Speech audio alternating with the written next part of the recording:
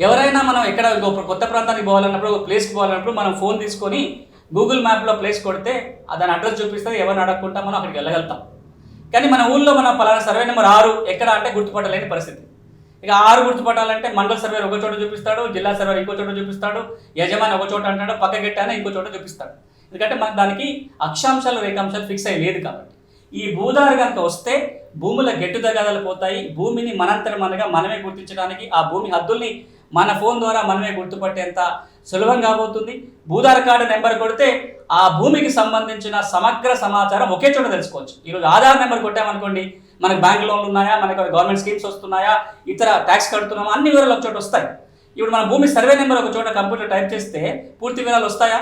దానికి ఏమైనా పాస్ట్ ఒక 12 ఏళ్ల హిస్టరీ ఏంది, బ్యాంకులో రుణాలు ఉన్నాయా, కోర్టు కేసులు ఉన్నాయా, ఏమీ ఒక చోట రాదు. భూదార్ కార్డు వస్తే కనుక భూమికి సంబంధించిన సమగ్ర సమాచారాన్ని ఒక చోట తెచ్చే అవకాశం ఉంటుంది.